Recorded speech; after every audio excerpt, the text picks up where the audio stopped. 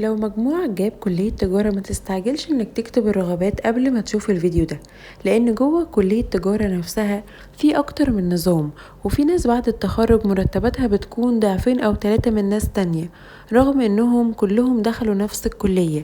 النهاردة هقولك الفرق الحقيقي بين تجارة عربي وتجارة انجليش وبزنس وبي اي اس، ومين فيهم مناسب ليك، وايه فرص الشغل والمرتبات، وهل تستحق انك تدفع مصاريف زيادة ولا لا. لو أول مرة تشوف القناة ما تنساش تشترك، لأن الفترة دي هننزل كل حاجة تخص التنسيق والكليات واختيار مستقبلك. يلا نبدأ. أول حاجة لازم تعرفها، ناس كتير فاكرة أن كلية تجارة عبارة عن قسم واحد، المحاسبة، لكن الحقيقة أن في برامج كتير مختلفة فيها، وكل برنامج ليه طريقة دراسة وفرص شغل مختلفة. خليني أشرحهم لك واحدة واحدة. أول حاجة تجارة عربي، وده النظام التقليدي الموجود من سنين. الدراسة كلها تقريبا باللغة العربية مع وجود بعض المصطلحات الإنجليزية. هتدرس مواد زي المحاسبة والاقتصاد والإدارة، الإحصاء، الرياضة المالية، التسويق، الضرايب، التمويل. بعد سنة أو سنتين حسب الجامعة بتختار تخصصك، ومن أشهر أقسامها محاسبة، إدارة أعمال، اقتصاد، تأمين، إحصاء، تمويل، تسويق. هقولك بقى مميزاتها.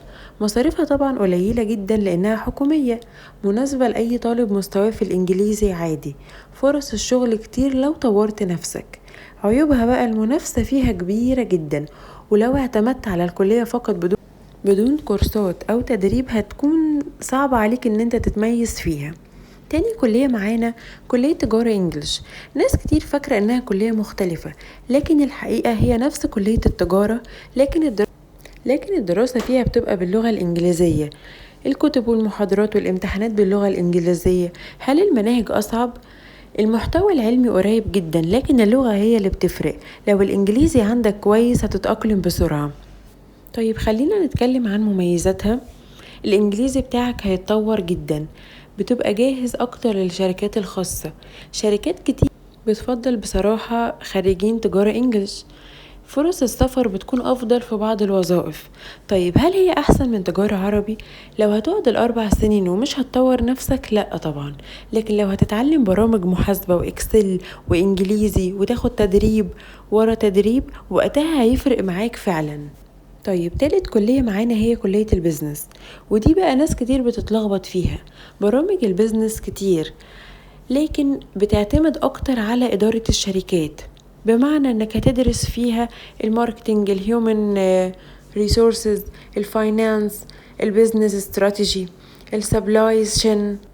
يعني الدراسة فيها عملية أكتر، وفيها مشاريع وعروض تقديمية وشغل جماعي. طيب بقى مين يناسبه بيزنس؟ لو نفسك تشتغل ماركتينج أو HR أو سيلز أو بروجكت مانجمنت أو بيزنس ديفلوبمنت، أو تفتح مشروع خاص بيك، فالبرنامج ده مناسب جدا. هل بيزنس أفضل من تجارة؟ مفيش أفضل بشكل مطلق، هي مختلفة. بمعنى لو بتحب الإدارة والشركات أكتر من المحاسبة، فالبيزنس هيكون أنسب.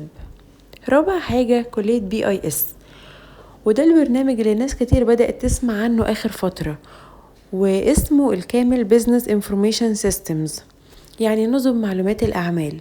وده يعتبر من أسرع البرامج نمو في السوق. ليه بقى؟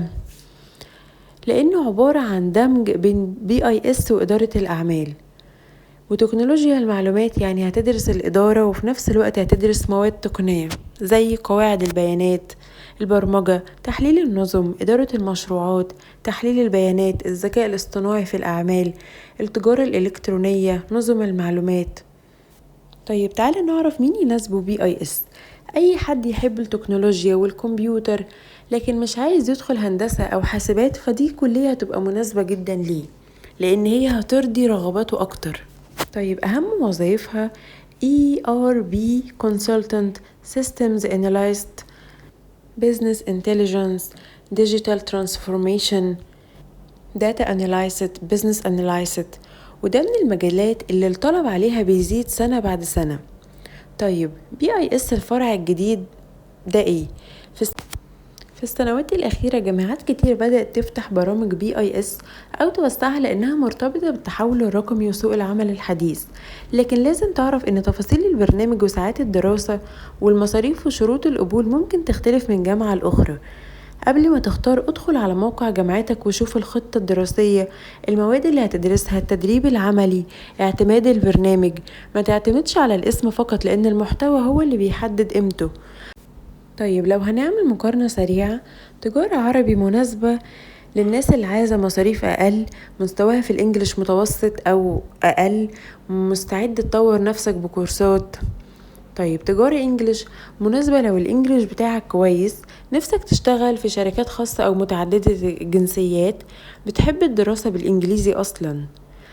طيب كلية بيزنس مناسبة لو انت بتحب الادارة والتسويق، ريادة الاعمال، الشغل مع الشركات. BIS بقى مناسبة لو انت بتحب التكنولوجيا وتحليل البيانات، البرمجة البسيطة كده، الأنظمة الرقمية، عايز تجمع بين الإدارة والتقنية. طيب مين فيهم بقى مرتباته أعلى؟ الراتب مش بيتحدد باسم الكلية، بيتحدد بمهاراتك. في خريج تجارة عربي بياخد أعلى من خريج BIS، وفي خريج BIS لسه بيدور على شغل.